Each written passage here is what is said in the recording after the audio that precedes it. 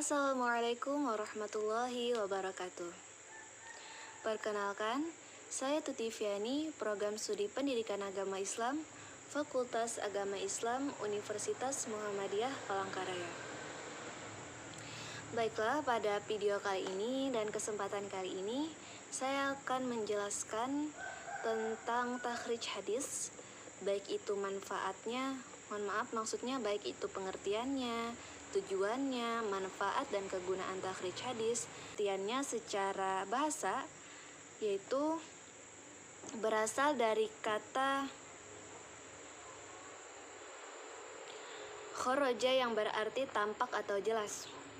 Sedangkan secara terminologis atau secara istilah itu ada 3 pengertian. Yang pertama, suatu cara bagaimana seseorang menyebutkan dalam kitab karangannya suatu hadis dengan sanadnya sendiri.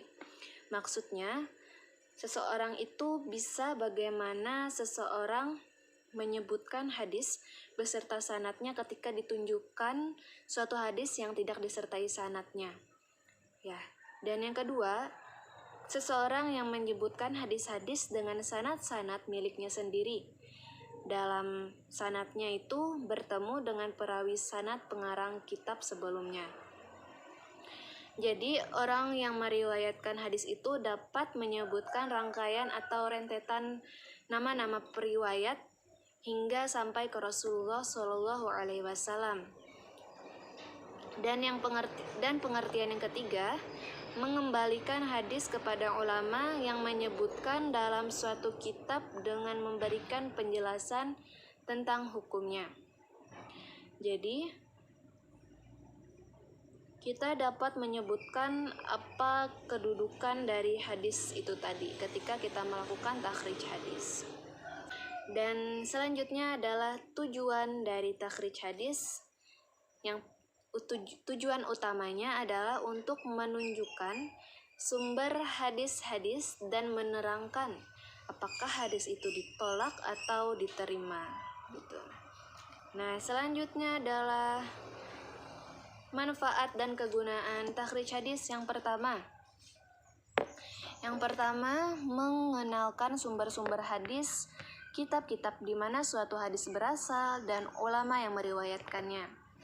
Dan yang kedua, menambah pembendaharaan sanad hadis-hadis melalui kitab-kitab yang ditunjukkan. Jadi kita akan kenal dengan nama-nama periwayat hadis dari kalangan sahabat siapa saja, dari kalangan tabi'in siapa saja, dari kalangan tabi'in siapa saja, sampai ke kalangan ulama-ulama ya. Dan selanjutnya memperjelas keadaan suatu hadis. Jadi kita tahu sanad hadis ini apakah terputus atau tidak, tersambung atau tidak, ya kan? Dengan kita takhrij hadis kita tahu status hadis yang ingin kita gunakan dalam kehidupan sehari kita. Misalkan hadis yang diriwayatkan oleh Imam Bukhari tiba-tiba langsung sampai kepada Rasulullah Shallallahu Alaihi Wasallam.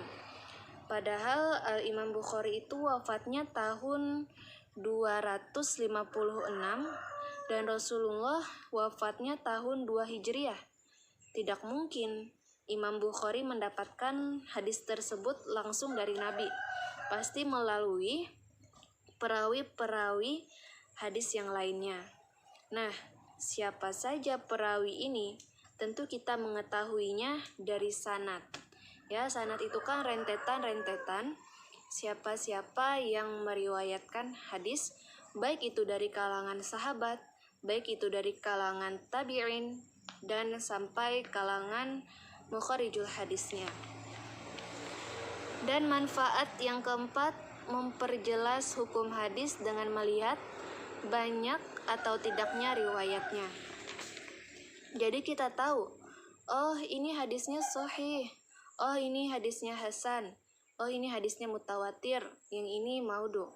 Nah, jadi kita tahu dengan kita melakukan takhrij hadis ini, kita tahu status dari hadis itu. Jangan sampai kita menggunakan hadis yang ternyata hadis itu adalah hadis yang palsu. Jangan sampai terjadi. Nauzubillah min dzalik. Selanjutnya, manfaat yang kelima, mengetahui pendapat para ulama seputar hukum hadis. Dari pendapat ulama kita tahu siapa-siapa saja sanad hadis yang baik. Oh, ternyata perawi dari rentetan sanad di kalangan sahabat ini orangnya semua jujur. Oh, ternyata dari kalangan ini ada yang melakukan dusta atau kebohongan. Nah, maka hadis itu pun akan menjadi turun statusnya, seperti itu. Sebenarnya hadis itu semuanya datang dari Rasulullah SAW. Tapi kenapa hadis itu ada yang palsu, ada yang maudhu, ada yang lemah, dhaif, itu dikarenakan perawinya setelah Rasulullah itu melakukan tindakan-tindakan maksiat atau perbuatan-perbuatan dosa. Dikarenakan itulah hadisnya menjadi lemah. Ya, selanjutnya adalah memperjelas perawi hadis yang samar atau yang belum banyak diketahui biografinya. Kita akan lebih tahu periwayat ini siapa saja, terus guru dari periwayat ini siapa, dan kita mengetahui siapa-siapa saja murid-murid dari periwayat ini, begitu. Jadi kita lebih mengetahui biografi perawi-perawi hadis. Dan yang terakhir, menghilangkan kemungkinan pencampuran riwayat.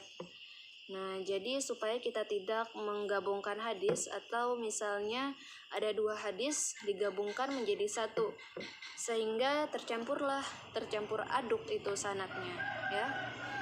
Jadi begitu banyak manfaat dari takhrij hadis ini. Dan selanjutnya adalah contoh dari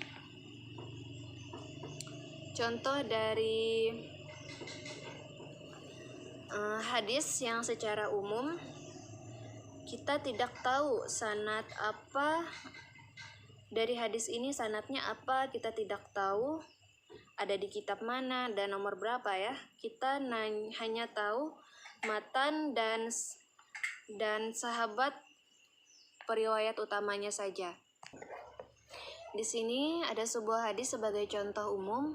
Rawiya anil Mughirati bin Syu'bah qala wada'tu an-nabiyya sallallahu alaihi wasallam fi ghazwati Tabuk famasaha a'lal khuffaini wa asfalahuma.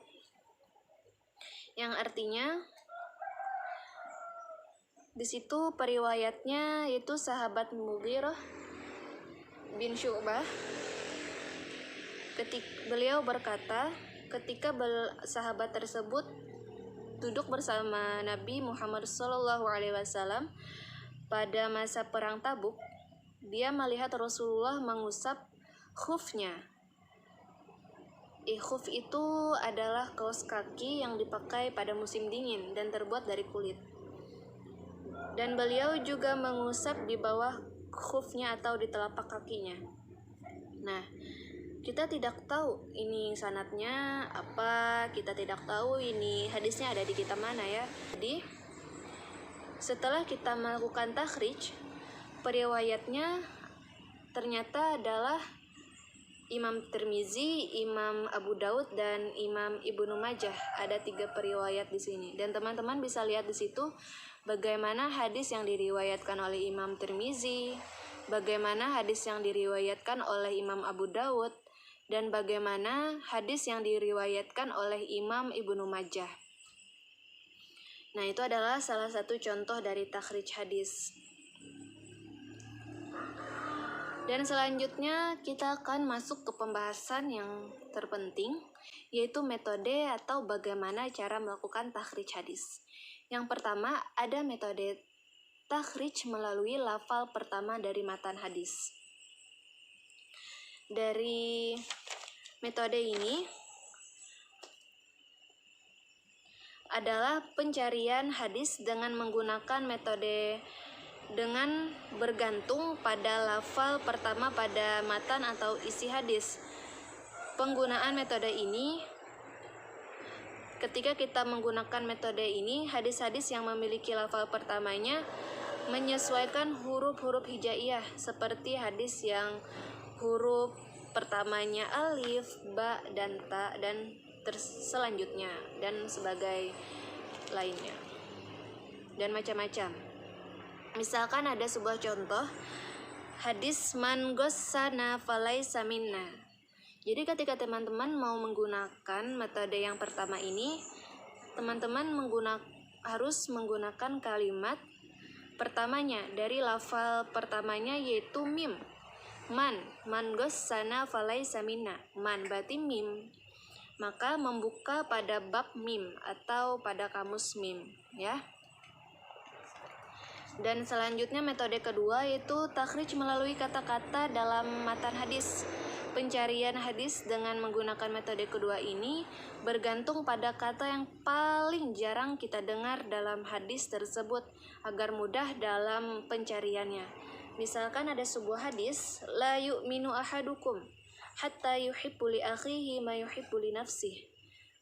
Teman-teman bisa menggunakan la, bisa menggunakan yu'minu, bisa menggunakan hatta, bisa menggunakan yuhibbu.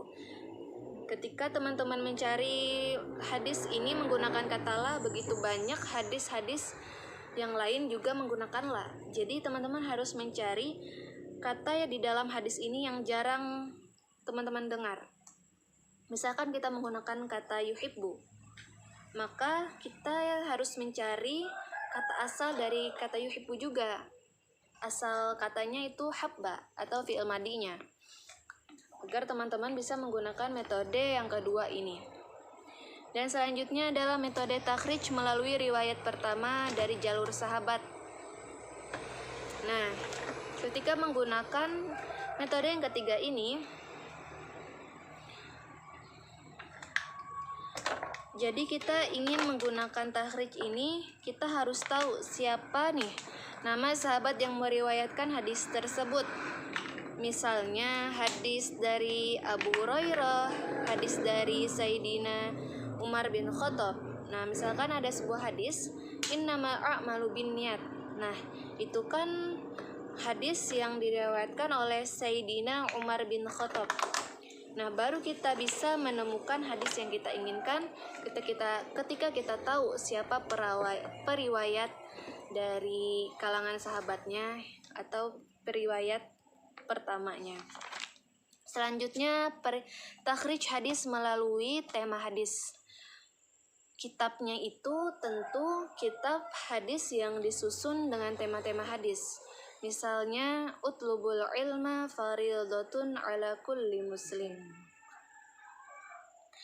Misalkan kita itu ketika menggunakan takhrij menurut tema hadis, kita tuh harus bisa menyimpulkan apa sih maksud dari hadis ini. Jadi kita tuh bisa mencarinya, misalkan hadis yang tadi kan, utlubul ilma faridatun ala kulli muslim. Kita simpulkan, kita cari maksud dari hadis ini. Temanya apa? Misalkan temanya adalah ilmu, jadi kita cari hadis ini di bab ilmu, seperti itu. Dan yang terakhir, takhrij berdasarkan status hadis.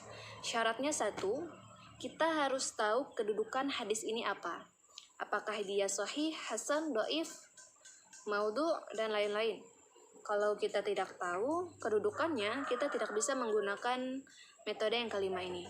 Mungkin hanya ini yang dapat saya jelaskan. Mohon maaf apabila terjadi kesalahan, baik itu dalam perbuatan dan perkataan. Semoga ilmu kita bisa bermanfaat. Dan terima kasih atas perhatiannya. Akhirul kalam, assalamualaikum warahmatullahi wabarakatuh.